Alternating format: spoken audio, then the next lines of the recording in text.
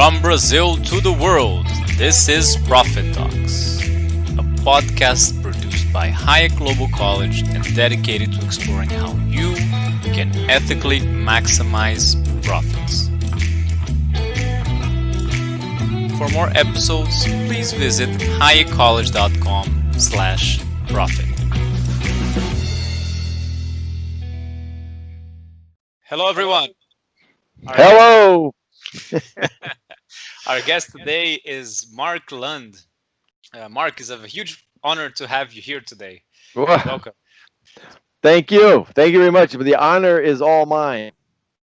So Mark is hard to define. How are we gonna speak about Mark? He's unorthodox, out of the box in many ways, entrepreneurial in his overall approach to every aspect of his life. He moves back and forth between normal business mindset and eccentric thinking as though he was ambidextrous in lifestyles.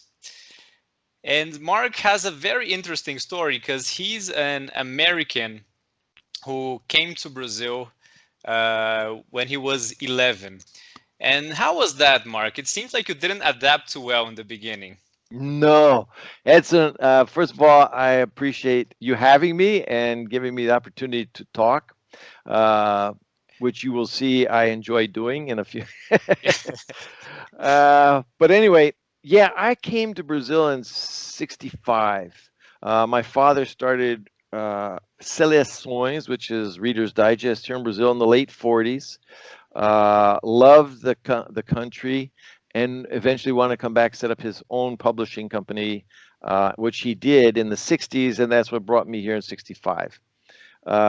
Went to high school. I went to high school here, and at first I hated Brazil. I thought it was like, it was like Pakistan or Afghanistan to me. It was so backward back at that time. They barely had a TV station. Movies would take 2 years to get here. This was what, the 60 to 70s? 60, 65 to 70. Those were the years I was here before I went off to college. And I had just left New York at the time when the Beatles were coming out, Bob Dylan was coming out. I was coming of age to go to parties and have girlfriends and all of a sudden I land in Brazil, right?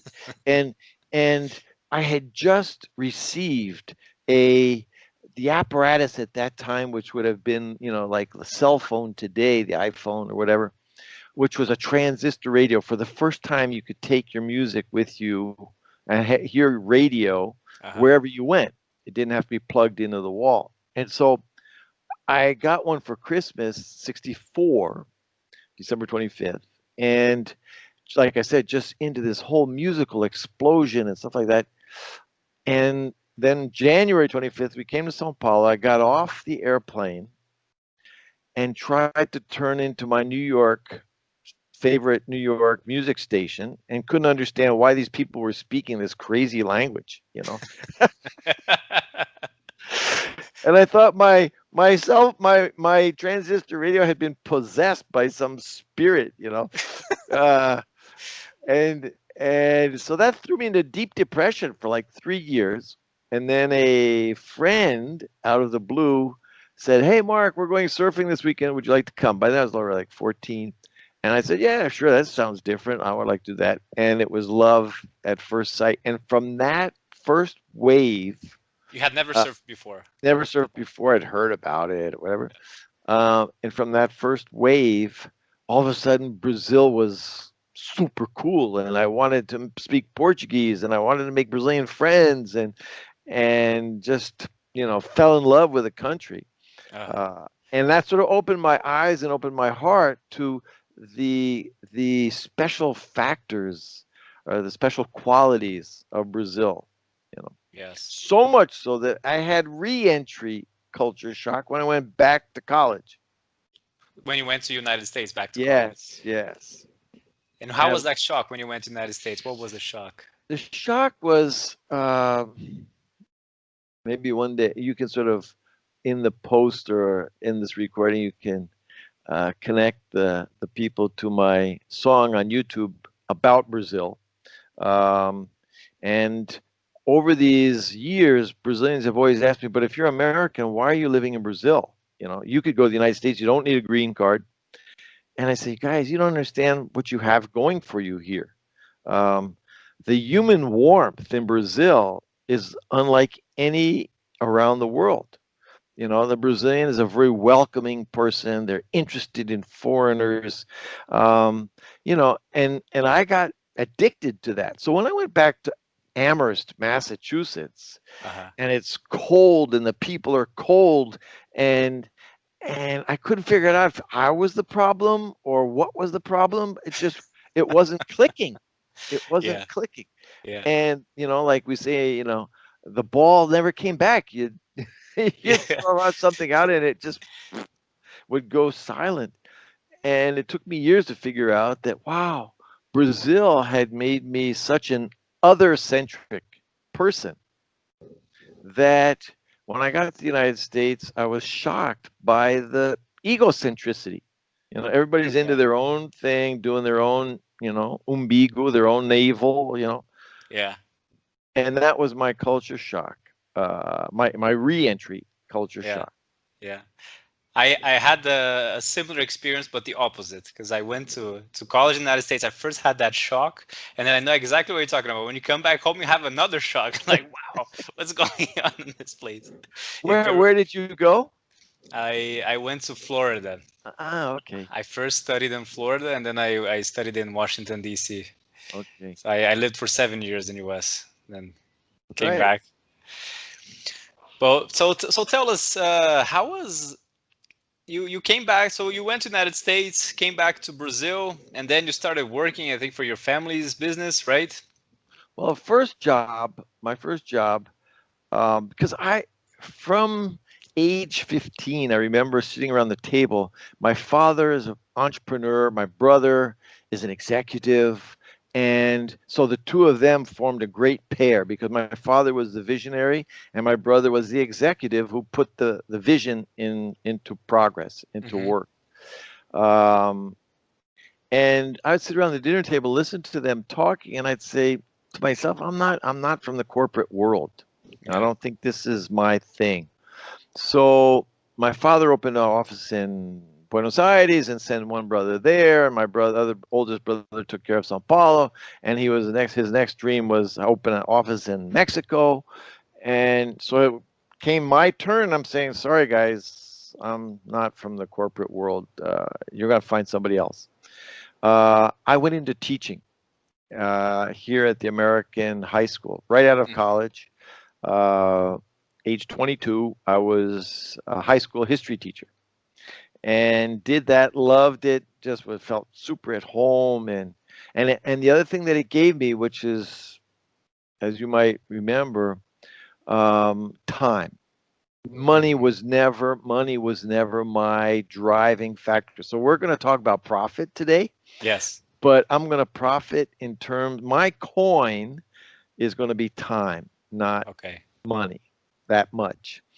You can say time is money, money is time, but what I focus mostly on has been time, and that is uh, a wealthy factor, I think, as much as Probably money. our most valuable resource is time, Yeah, probably. yeah. You can earn and lose money, but you can't earn and lose time. Exactly. So, so you got to be careful with that, and that became my magnetic north. That was like where I was always focused. And it turned out to be very rewarding over life because when I finally got married and children came along, I had a setup that enabled me to spend a lot of time with them. So I saw them grow up. I was with them at all their soccer practices, not the games, the practices. I was there, Wow. and and so I was they were very much part of my life. I was very much part of their life, and at the same time had businesses that I had set up and were running and were profitable, in the money sense. Mm-hmm. So I guess the ambidextrous nature that I was talking about is the ability to juggle or balance these two worlds, time and money. Yes. And I think that was why Babson first was attracted to me because this was before work-life balance became a topic, you know. Mm-hmm. Yeah. And so the first guy who you saw in that video of mine, Jay Mm-hmm. Rao, who is the head of innovation at Babson College, he was like, wow, blown away because this was new. Okay, 20 years later, it's not new anymore. Work-life balance, and now apparently, who is it? Bezos is calling it work-life harmony, and there are different things, but it's about that balance. Yes. Yes. So I like to profit in both senses. Yes. And so, Mark, if one thing I noticed about your story, which is very similar from a podcast we did recently with another entrepreneur called Rafael Costa. Okay. He started out as a computer engineer because he wanted to make money with that, but then he later realized it wasn't his passion. If that it didn't matter how much he was going to earn money or how much I was going to drive, it wasn't in him. So he left that and just did simply management, and then started his own business in the fashion world to sell apparel from Brazil to United States. And he was extremely successful with that, and today he has a huge business. And you had a similar story, right? Because you had the family business, and you weren't. It wasn't really for you, the corporate world in São Paulo, and then you went to start your own business in the beach. So tell us a little bit about how was that business you started. Okay. This this was well. First of all, Rafael's story. Um, for it to be like mine, this is a bad joke. Okay. Okay, go ahead. For it to be like mine, he would have to be remarkable. Okay. Okay. Let's say it's a similar story. It's a pun. It's a pun. It's a bad pun. Yeah, Remarkable. okay. Uh, anyway, so what happened was I left teaching, went into the corporate world against my own intuition, and did fine. Did a good job and stuff. But like Raphael, you're talking about, there was no passion involved. It Yeah. was just 9 to 5, job done, uh, earnings, profits and stuff like that. And one day I realized that I was not happy, very much like you said Rafael did. I was not happy because I was not passionate about what I was doing. But um, so I said, well, what I need is more time. I was strangled by the lack of time in the corporate world, and so I went to the company, went to my brother, and I said, "Hey, look." He called me in. He said, "Look, you've done a great job with sales management. We want to give you a 20% raise." And I said, "Well, let me think about that." And then he goes, "What? You don't want the raise?" I said, "No, no, wait. 20% is 1/5." He said, "Yeah. So what?" And I said, "Well, they're 5 days in a week." He said, "Yeah. Where are you where are you trying to get?" And I said, "Well, instead of 20% money, what if you were to give me 20% in time?" This is also decades before Google came up with this idea or anything. And so it like knocked him off his chair. He just couldn't deal with that. Who Uh, wants time, not money? and so that he gave me the 20%. Finally, eventually gave me the 20% in time. I took Tuesday afternoon, Thursday afternoon off to pursue my hobbies and my studies and my guitar and so forth, which were the things that made me fulfilled because I like to differentiate between success and fulfillment. Those are two different concepts. Hmm. Uh, I often say that success is you're good at spinning one plate really well. You Okay. know, fulfillment is when you get all your plates in line and you're managed to keep them all up and spinning Hmm. equally, harmoniously. And so I realized that even though I had this 20% time off, I was not living where I wanted to live. I was not doing what I wanted to do. I wanted to move to the beach because surfing was still a very big part of my enjoyment. Hmm. So I tried to figure out ways, and this is very entrepreneurial. I didn't care what I had to do. I just wanted to live there. And if it meant building houses, if it meant supermarket, if it meant whatever, I was going to do it. Uh, the actual activity became secondary to the location. Yes. So um, I eventually uh, was driving back from the beach one Sunday night, and a guy was selling. I went into an ice cream store and I said, "Hey, what do you got?" And he goes, "We got chocolate, vanilla, strawberry, and we have the store." And I go, "What?" And he goes, "I'm selling the store. If you want to buy the store is for sale." I said, "Whoa, I could actually leave São Paulo. I could buy this business, and I would have a source of income at the beach Uh-huh. because the beach was very rustic and you didn't have much. Nobody made much money there at that Uh-huh. time." And so I went ahead, tried to close a deal with him. Then we had an exchange, one of those big monetary exchange plans when the dollar went Ah, 1 to 10 in a this week and stuff this like was that. what, the 80s? This was 80s exactly. Yeah. And Huge so instability in Brazil. huge instability back then. And so he didn't want to sell. I didn't have the Cruzeiros or whatever it was at that time to buy what he wanted in a dollar value, and so that it fell through. So I he was actually in Brazil. Yeah, He was a Brazilian and selling in dollar value because the money was so out of whack that you couldn't sort of even whack. have. That was his compass, you Yeah. know. And so I couldn't buy that, but I had already mentally adopted the thought that I'm living at the beach. Now this is okay. It's not going to be this ice cream store, but I'm going to do something else. And at that point, is a very curious story. I don't want to get into it too, but it's serendipity. Uh, I the decision had been made. The commitment was there, right? And a girlfriend that I had invited me to have some chocolate mousse at her house, and I don't like chocolate mousse. And then the chocolate mousse, she said it didn't come out very good. She messed up the recipe, and I ate this messed up recipe, and it was delicious to my sense of taste. Okay.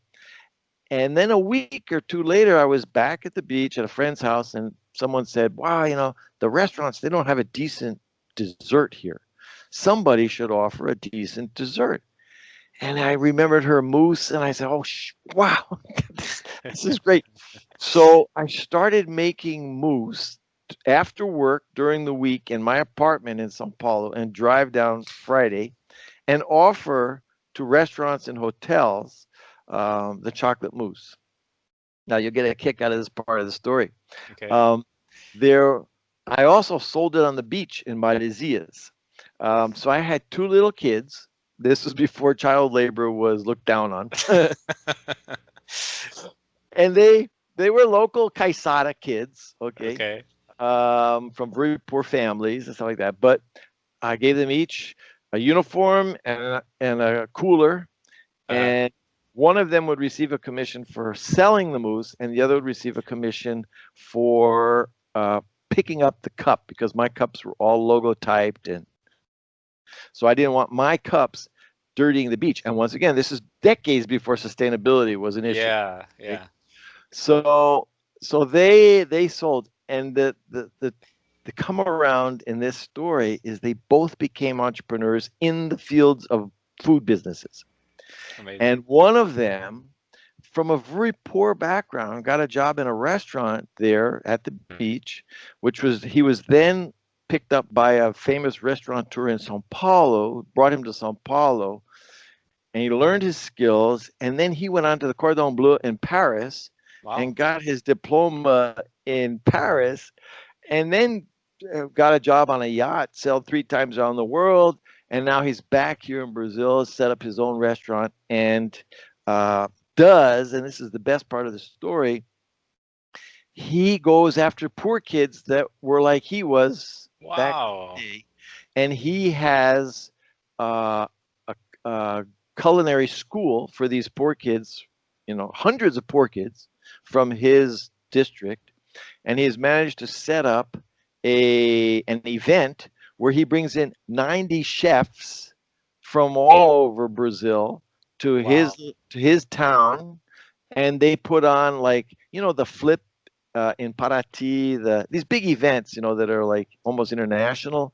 And so they have like 15 days of these different 90 chefs putting on their own dishes and things like that. And all the proceeds, all the funds go to the school, Wow. culinary school. That's And so he's amazing. on, yeah, he's on Ana Maria Braga, and he's on the Master Chef, and he's all these, but he's this, he's Fantastic. great guy. So this story, I love it because it's a full cycle. Yeah, and you were Uh, the one who kicked it off way well, back in the day of bringing him what in.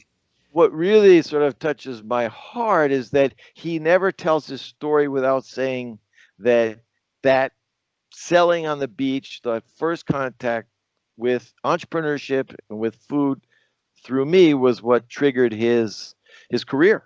Yes. And something I want to point out that's very simple and subtle is that you used of a good management practice of giving clear goals to each one of your employees, which were just the kids and doing simple jobs. But one was supposed to sell the mousse for a commission. The other was supposed to pick up the plastic cups on the beaches. And that's a way to set clear standards, make it clear for them what you expect from them, and compensate them for their goals. So Yeah, I thought that was quite unique. yeah, it's very much, tit for tat. You do this, you get that. Yeah. So the goals you were saying were very numerically, mathematically set up, and it's very clear guidelines for them to follow. Yes. And the other one has his own bakery, Starbucks type operation in Maresias today. So the other one's also a successful entrepreneur, Also both of them. successful entrepreneur, not as successful, but Well, but you know, he has a considered. bakery in He has his Maresias. own That's bakery, does his own thing, pays his own bills, hires his own people. awesome. Uh, Awesome. and the best part is, of course, I don't have here to show you.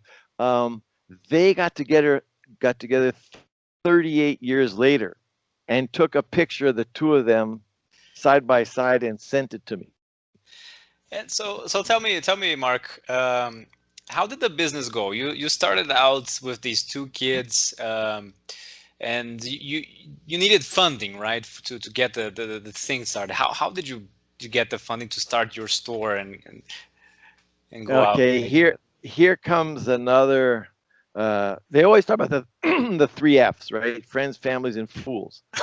Uh, so my funding, I got 1/3 from my parents. 1/3 I had by selling my apartment in São Paulo, and 1/3 I didn't have. But I had a friend who was like the VP of Citibank here in Brazil at that Mhm. time, who was a good friend of mine, and we shared a house at the beach at that time. And he had always said, "Hey, Mark, if you ever want to do something, consider me as a partner or investor or whatever." So um, I had bought this building, sort of like a warehouse that was going to become my kitchen and my store, my first store. But I didn't have the money to finish paying, and I was about to lose my investment. And so I thought about that offer of his and went after him. But he's like, you set up a date with him 3 months in advance, right? Because this guy's like Very busy super guy. mega busy. But fortunately, like 2 days before the due date, the deadline for my payment was due, somebody canceled a lunch, and he said, "Mark, I can see if you want to come in, come on in, and we can talk." So I went in and I told him, he says, "Mark, you got a plan? And what's your plan?" I go, "Well, I'm going to sell mousse on the beaches of São Paulo." And he goes, "Huh? What?" No one could quite figure that out. And so I I see it's getting darker here as we can I go turn the Yeah, lights on? go ahead, turn on the lights. One sec. Cut. Okay, we're back. Back now. So anyway, he says to me, so we're going to sell moose on the beach. Is that it? I go, yeah. And he said, well, what are you asking me for? And I said, I need like $10,000. And he goes, okay, well, let's do a business plan and we'll see how this works out. And I'll get back to you. And I said, well, there's a problem. He goes, what's the problem? I said, well, I kind of need it for tomorrow. And he goes, what? And he gave me a big, lecture and stuff like that. But finally, he rings up his secretary and says, transfer $10,000 to Mark's account. Stuff like that. He became my partner in the business. And since then, he went on to be the head of Asia for Citibank and went on to be the head of Europe and then back to the US. And so we maintain contact Awesome. till today and exchange these ideas. It started just selling moose wholesale, except for this one little operation on the beach in Maresias. But then because of the economic plans you talked about mentioned earlier, the Cruzado Novo and stuff like that, I was forced through economic conditions to pivot.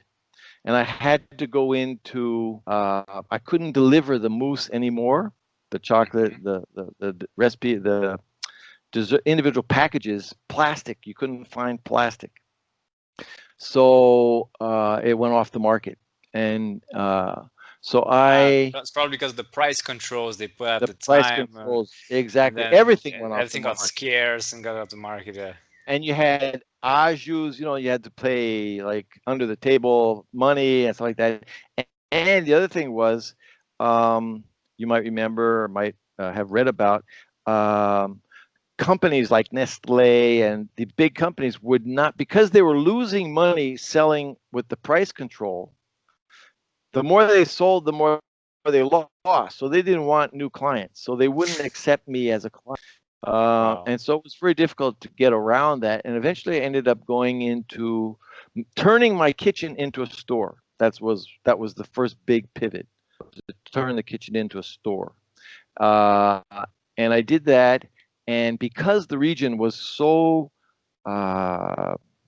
underdeveloped, it became like the Starbucks of the 1980s on the North Shore of São Paulo. And people would drive from 50 miles, literally from 50 miles away to come to my operation. And we would sell in 12 hours, we would sell up to 3,000 pieces of pie. Wow. Now that's served mostly, I would say 90% of that is served piece by piece. Now, if you go into any Starbucks store, I can guarantee you there isn't one that has that level of traffic through their store. Wow. So I had that for many years, and then I realized I have to start to divide. I couldn't service this many people well. So I said, well, I should open more stores. And that's when I began the moving down the coast and opening up other outlets up and down the coast of São Paulo.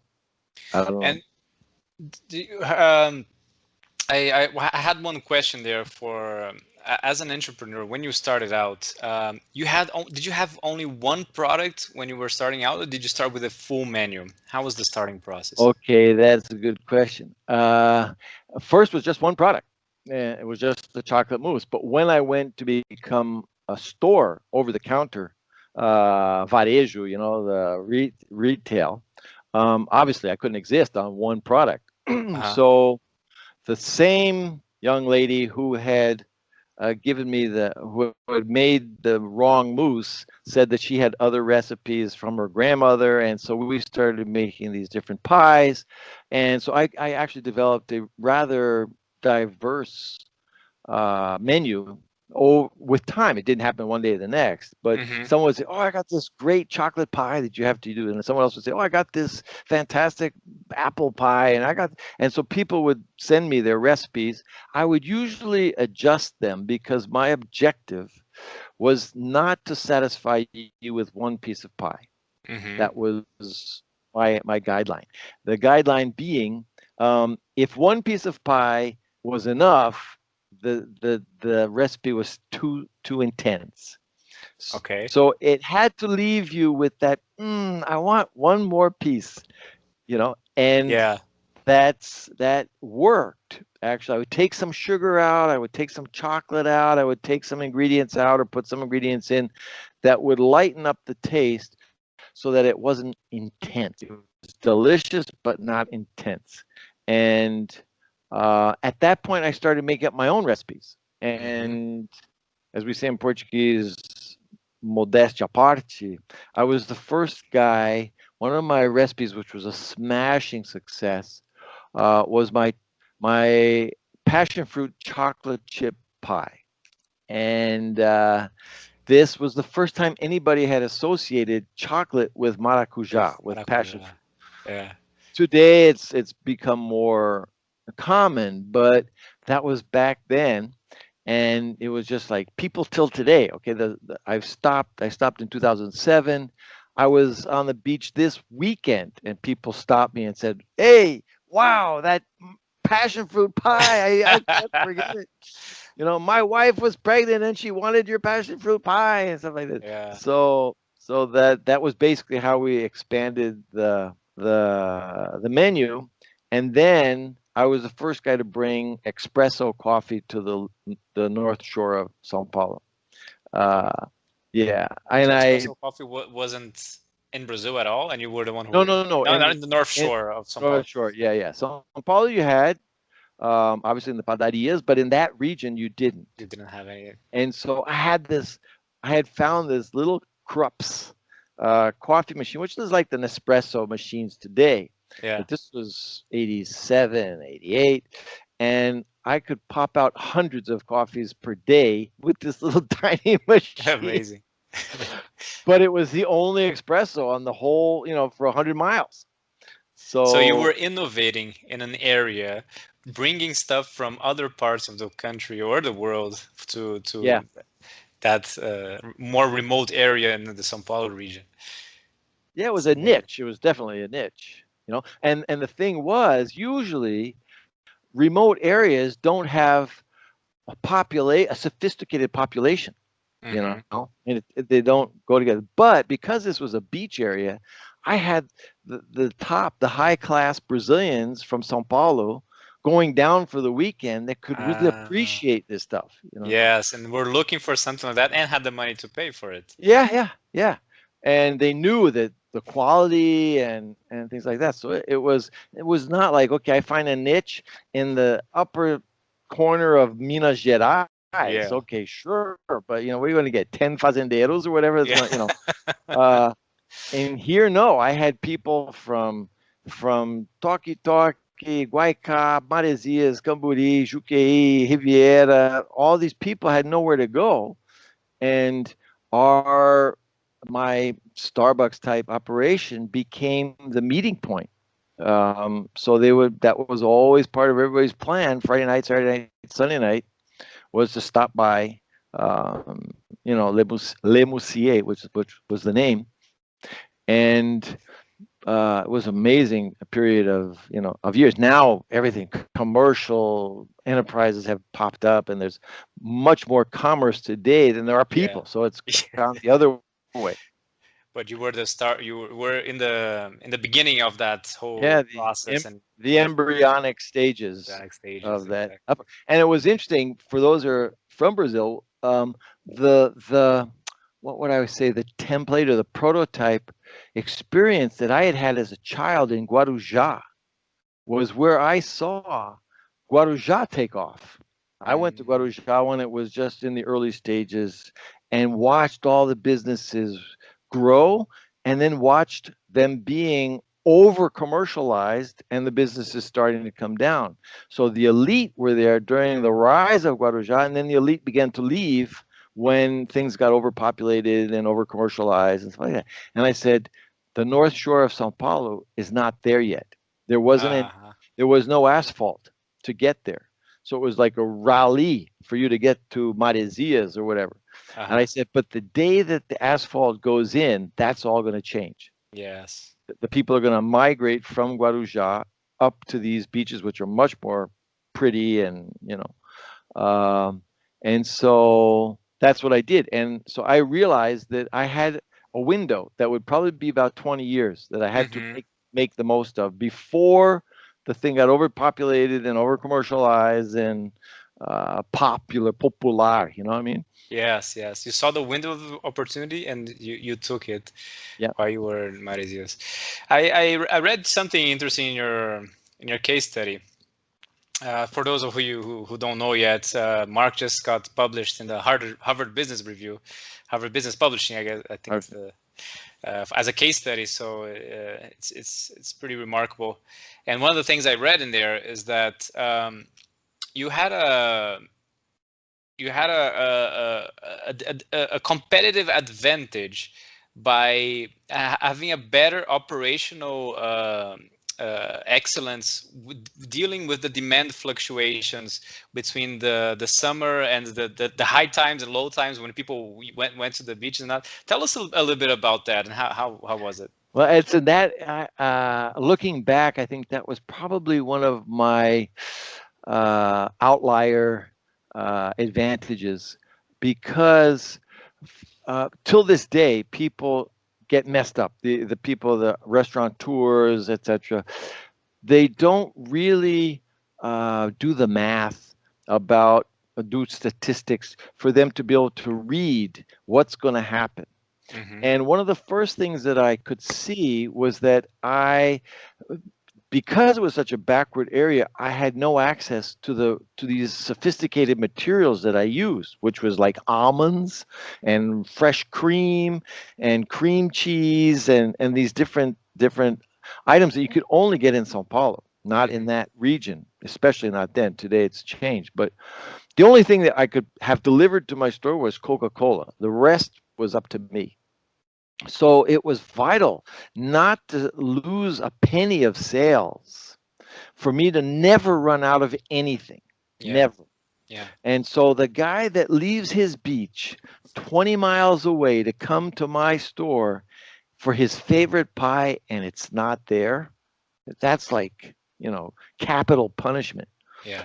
And so I prided myself on doing the statistics, on doing the math, on reading forecasts.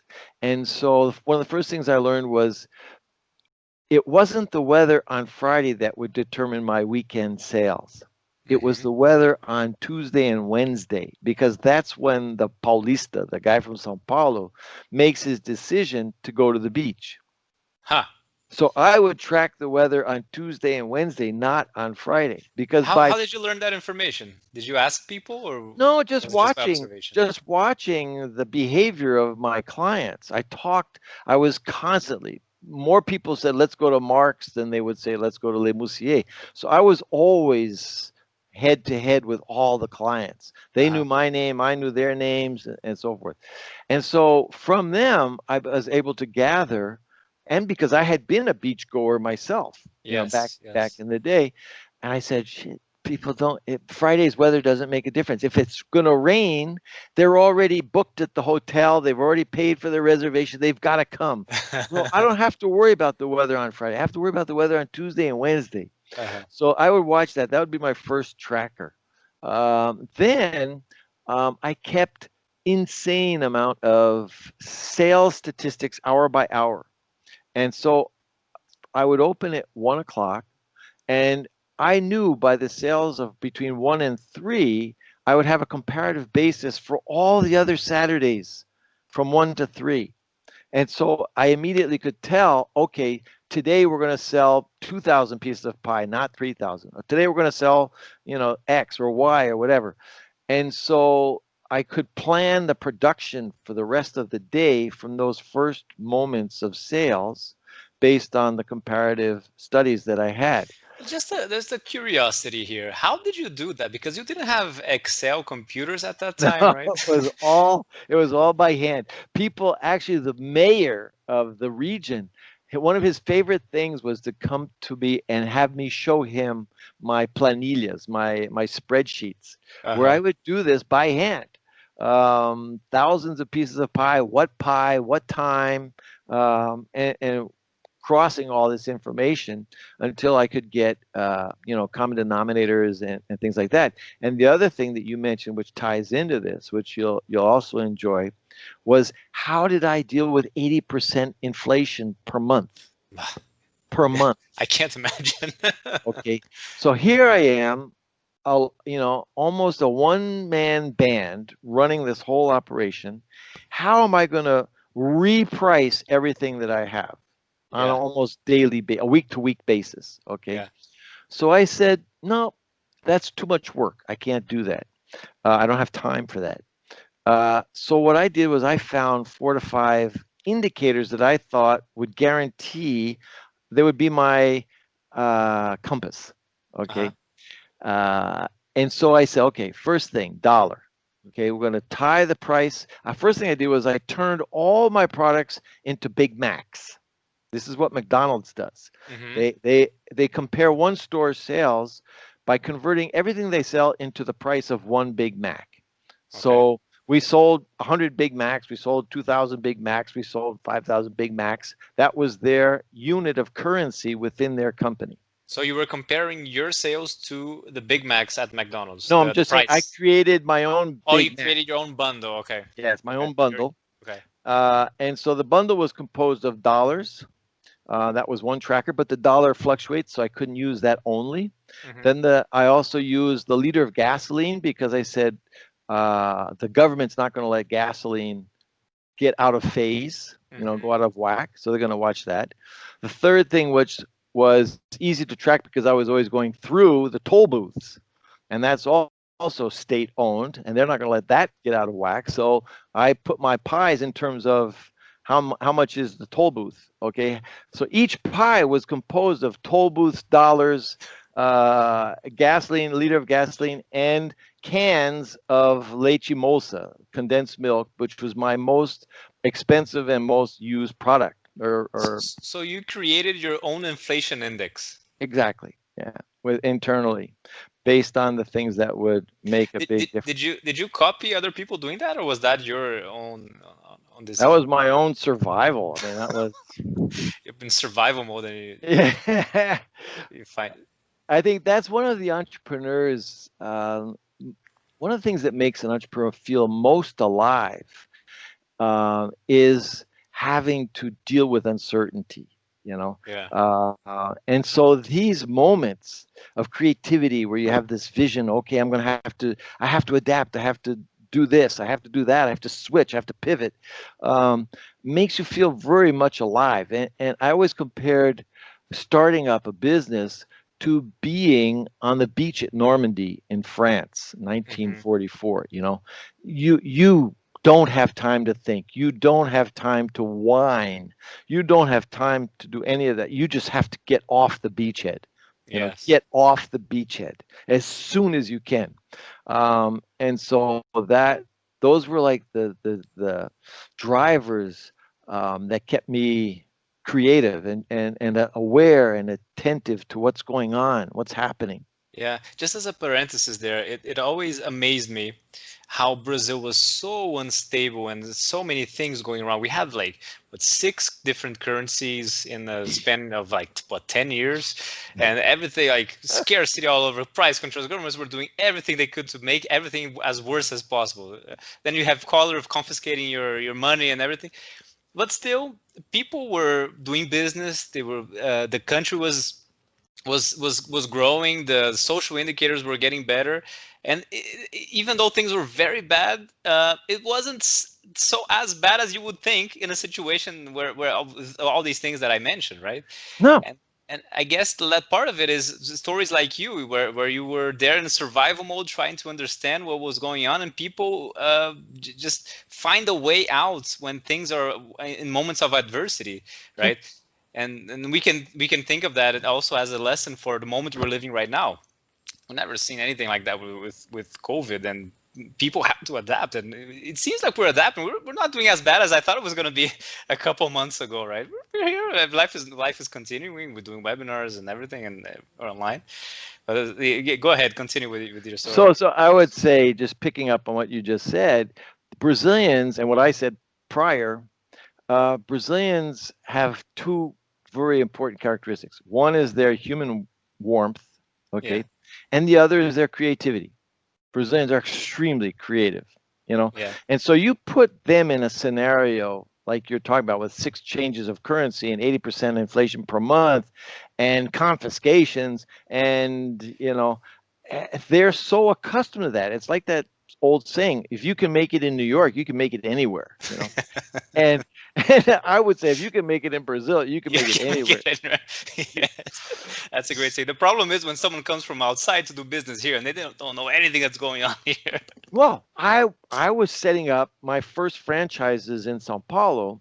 Uh-huh. At the same time, Arby's was coming in and Pizza Hut was coming in and McDonald's was coming in. And you could see the difference between the people that understood they couldn't just come in and impose their order. Yeah. The ones that came in and said, okay, we have to adapt to Brazil. Brazil doesn't have to adapt to us. They were the ones that stayed alive, and the other franchises all sank. Yeah. So you have to adapt to the local culture and the local moment. And for me, I mean, you have to be lucky. I was just reading for that live yesterday. I was reading a New York Times article about the difference between luck and talent. Yeah. And so they say that if you take a populational survey, you're going to have a certain number of people that are talented. It's like an average amount of people that are talented. So they track those talented people to see if they did better than anybody else. Hmm. And you know what they found out? The ones that did best were not the ones that necessarily were the most talented. It was the ones that were luckiest and knew how to take advantage of their luck. They had talent, but they had talent and luck versus the people that just had talent, Which is the serendipity that you were which is the talking serendipity factor. So I think I had to be lucky, and so the weekend that they confiscated, remember they did this on a long weekend, holiday weekend, and they came out with the news Sunday night that the banks were not going to open Monday morning, and that everybody was now owner of 50. $100 was all you had in your account or whatever it was, the conversion at that time. No matter what you had, now you only have $100 and everybody has $100. Insane. I had just had an immense weekend. So I was like stocked up in cash. And Wow. You got all of and that so confiscated? no, I didn't put in the bank yet. Oh, it wasn't it was like actual cash, like It was physical cash. actual cash, Oh, live cash. And thank God. so I'm talking about the luck that you have to have. Yeah. And so I was like the big man on the block, right? Yeah. I walked into the bank with because it was a cash business. Coffee shops are like cash Yes. business. I Yeah. walked in the bank on Tuesday or Wednesday, whatever it was, they finally opened and made this deposit, which no one had seen in like the last 48 hours. And where the hell did you get all this money? Where's this coming from? So you have to be lucky too. Can't just Yeah. be That's amazing. talent. So coming back to the operational idea you had and the way you did the statistics and everything, were you influenced by any management book, or let's say when you talk about that the statistics and everything, I think of Deming or the total quality management. Was there any of that, or was it just your gut feeling that you had to do it? And Gut feeling. Gut feeling. There's one of my hobbies is chess, and mine too.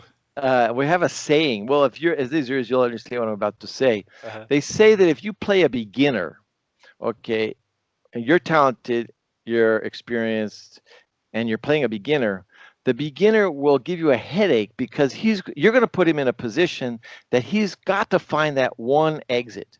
Yeah. Okay. And he's going to come up with that one move that screws up your whole plan. And then you got to make another plan. And then he'll come up with that one unorthodox move that screws up your next plan. Yeah. Okay. So what they teach us, what I've read in the chess annals, is that if you play a beginner, give him the initiative, because that's where he's going to make his mistakes. And Yes. you let him make the mistake. Don't you put him in a corner because he knows there's only one way out of this corner. Okay. Uh-huh. So because I was not business educated, I had grown up listening to my parents and my brother and listening to the business, but I was like that beginner, and Yeah. so circumstance would put me in a corner and I had to find the way out. And so these were, the ways out that I found. Amazing. Like I said, you're on the beach at Normandy. You don't sit back and say, "Oh, let me read a book by Deming," see how I Yeah. get off the beach. No, yeah, yeah. Demand is like right there at your doorstep, and you've got to supply.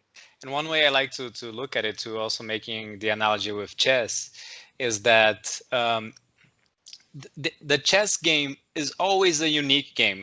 It's very rare that you see a similar game in chess. It's always very different, but there are some similar patterns, right, that you can learn and you can play on the board. The same thing as management. You're never going to find the same situation anywhere in a business. It's always going to be like a game of chess, but you have to have the certain patterns in mind, and always remember to not copy blindly what others are doing. So if you're just reading out a book of Deming and saying, okay, this is what they did in Toyota back in the day, I'm going to bring it to my beach in Maresias and try to do the same thing, it's not going to work, right? You have to know the context. You have to know Well, the context of what's going on. well, I think you have to know what is your objective. That has to be very clear. Yeah, And that will give you your magnetic north, as I said, as to what steps. Does this lead towards that magnetic north, or does it lead in another direction? yeah, Speaking of Deming and schooling and stuff, my brother was running my family business. I was already at the beach, and I already had my statistics and stuff like that. And he went off and he did the OPM program, Owners, Presidents, Managers of Harvard, wow. and came back and said, "Mark, I have the answers. I'm going to be able to help you with your business." And so I want you to give me some inputs here with the numbers, and we're going to put it through the formulas from the OPM, and I'm going to tell you, what your outcome's going to be. So he said, "You do your calculation, and I'll do the OPM calculation." At the end, it was the same answer. He came Amazing. back with his Harvard, know-how, and I had this uh, barriga no balcão. This, I love the guy who's the head of Casas Americanas. He said you have to be a black belt, black belt, and you think, well, how a black belt? Well, black belt is barriga no balcão. You're stuck against the counter all day, so your stomach, your shirt gets black at the. So I think the school of hard knocks, as we call it, what you learn on the street and stuff like that, is as important as anything you'll get in a management class, I think. Yeah. The one way I like to see it is that the management class is going to give you the tools, and the best way that you can use those tools is if you're trained and then you use them in a real scenario. The education is not going to work if you're just they're looking being exposed to materials but never actually doing something. Like one way of doing it is through case studies and going through the actual business and seeing cases like you and say, what would you do if you were Mark and sitting in the beach? That's a different way to see it, as which would be different than if you simply go through Deming's theories and go through the math and then never see. Yeah, I think the I was fortunate, and I think this is an interesting sequence to follow. Is I did it first, and then I went for the theory. Okay, then I read Drucker, and then I read these other people, and Hayek, and etc. And so what I see happening in a lot of these courses is you're handed, let's say, 100 different formulas. 99 of those formulas are not going to work for you. Yeah. There was, but if you do your business and then you go to school, you know which of those 100 formulas you're going to need. And so you can just immediately discard the ones that are not going to apply to your specific business. Yeah. And then you can relate back to what you were doing and join the pieces. Yeah. Yeah. Yeah. And one thing I wanted to touch on here, Mark, is uh, uh, something very intimately related with my project at Hayek Global College, which is the international connections that you had, and being also from United States and then traveling to places, going to Guarujá, and you were able to connect dots and see different things. And how important do you think it was to have international experience while doing your business at Maresias? Well, first of all, I read somewhere that angel investors, one of the first things they look at in your curriculum is how large is your network, because they've associated success with people who have large networks. So you can draw from a number of different sources out of your network. I never set up a network with that intention, but once again, the serendipity, the circumstances of my life put me in a position, because think about it. I was a high school teacher at American school in São Paulo. Well, who are the people that are studying at the American school? They're the sons and daughters of the CEO of Ford, the CEO of GM, the CEO of GE, the COM of Pan Am, of whatever the airline is. All these. So we're breathing this elite air the whole time that I Hmm. was growing up.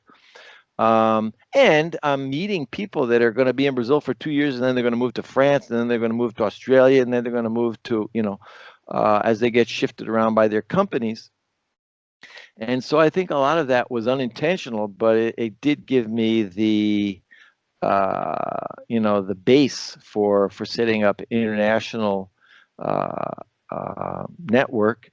And then the local network, when I married, and this also was not intentional, obviously, but when I married, my wife is also very well connected here. So we have tons of connections, both outside Brazil and inside Brazil. And a number of times people will call me, Mark, can you find me this kind of person? Can you find me that kind of person?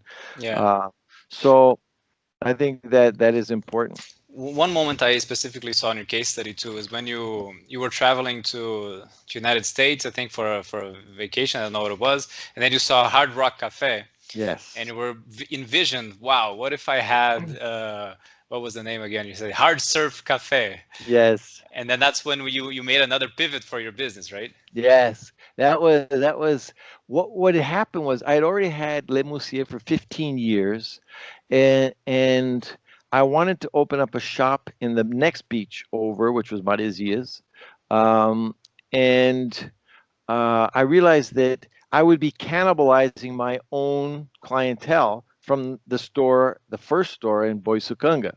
Hmm. So I said, no, I shouldn't do. Two things were happening. I shouldn't cannibalize myself, and um, every product has a shelf life, and Le Moussier was already reaching its plateau. So I was not going to really gain anything by doing another Le Moussier so close. Hmm. So I said I have to change my outfit. Uh, and so that was when I was trying to think, what would I do? What would I do? And being a surfer, there I was in, as I said, as you said, I was there in California, and in the Hard Rock Cafe, I just had this download where I could envision the Hard Surf Cafe. Okay, Yeah. it would just change gold records for golden albums, for surfboards, for trophies, somebody's guitar for someone else's surfboard. I just swapped the memorabilia. Yeah. Okay, and and I just saw that in a flash, uh, and knew exactly what I had to do, and came back to Brazil, set up my sort of what do you call maquete electronic. I did this super roadshow type thing, and went out to get sponsorship to build this second business. And I thought, well, I don't. And people were saying to me, what are you doing, creating another name, another brand, another business? Le Moussier is so strong. Yeah. Why are you doing this? And I said, because Le Moussier is already mature. I have to find something Something else. something else now that's going to come up in the wake of Le Moussier and Maresias. I mean, today, now I'm a little bit sad that I don't have that today, because where is Gabriel Medina from? He's from Maresias. Oh yeah. His father was my client at Legends. Actually, Gabriel celebrated his first world championship in Legends. He gave a party for, like, 200 people there for, to celebrate Wow. his Yeah. victory in 2014. So that was basically what set me on. Now the interesting, once again, time comes into play here. I had 15 stores in São Paulo in the major shopping centers, franchises. And when I did Legends, people saw that and immediately said, "Wow, you're going to franchise this, aren't you?" And I said, "No." And they go, "What?" And I said, I've done franchising. The first 3 years of franchising, you don't have a single minute for yourself. You've got to get this 747 off the runway. That means everything you have, all your energy, and it's got to go into this. And that was it roughly when my boys, I had married in the meantime and had my children and stuff like that. My two boys were coming into their teens. They were about to become 9, 10, 11 years old. And I said, I'm not going to miss this decade. This decade with them is going to define their character. And so if I'm off doing stores in Minas Gerais and Rio de Janeiro and Florianopolis, I'm not going to be there to guide them through these dangerous waters of baladas and Yeah. drogas and alcohol and all this other kind of stuff. I've got to be there for them. So that was when I said, my cash flow is fine. I don't need more money, but I do need more time for them. So I thought about it, but I thought, no, this is not the right time. I don't think this is, a good idea. And Amazing. thank God, because both boys are super well employed now. They're 25, 26. They got through, they had their parties, they did their drinking and stuff like that. But every Saturday morning they had tennis tournaments, and they had, I would take them to their different championships in Limeira and other cities. Um, and so I think I was a pretty present father. And I think that was a large motivator in getting them to get off onto their own lives as soon as possible, ASAP. So we see here a great lesson, not only in entrepreneurship, but also in finding a work-life balance and prioritizing your family. I think Yeah. this is very rich. Well, those, like I said, that's fulfillment. That's not success. And um, and a lot of people will tell you, they look back on their very successful lives and they said, actually, one of my favorite videos, I show this video often, is Indra Nuri, the CEO of PepsiCo for 15 years or whatever. She tells an amazing, there's an interview, if you ever get a chance to watch this, it gives me goosebumps. They were going to move her office, or refurbish her office, and they were taking her desk out to put in a new modern stuff like that. And her daughter said, "Mommy, you can't let them take that desk." And she said, "Why not?" She says, "Because when you used to work, I used to sleep in the cubby hole underneath the desk. That's our desk." Yeah. And so, Indra says, "Wow, is this the memory my daughter has of her growing up?" And she says, "You're looking back, it's really painful Yeah. for you to realize that." She said she went through her papers and she found a letter from this 6-year-old, 7-year-old daughter saying, "Mommy, I love you. I love you, love you, love you, love you. But I would love you more if you were home." Yeah. So she says, you have to be careful about the trade-offs you have to make to pursue success. You know, Yeah. and she says, if I could write a letter to myself, back 30 years ago, I would say, be careful. Yeah. It's a very good lesson for people starting out. And I believe I learned a lot with you today, Mark. Would you have any concluding remarks? Yes. I know you're on your own entrepreneurial journey, and you're on your own Normandy beach, and wanting to start up your own college or university or faculdade or whatever. And so I hope some of this might help inspire you to track down and be successful with that enterprise, with that, empreendimento. That's one of the things I always like about Portuguese is you have empreender, you have empreendedor, you have empreendimento. It's all the same word. There's a verb for it. There's no verb like I entrepreneured. No, there's no verb for that, In English, yeah.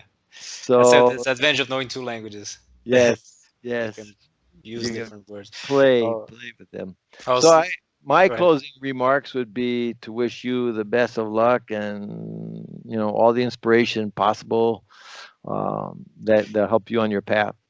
Thank you very much, Mark. I'm certainly very inspired by your story, and I learned a lot by talking to you today. And it goes a lot with the mission from this university, right? Which is to bring this to as much people as possible. And I hope our listeners there can also take as much as I took from your talk today. Thank you very Well, much. thank you very much, and a big abraço to you and to all your listeners. Big abraço to you too. Thanks for listening to Profit Talks. Now, do you have any comments or other business related question?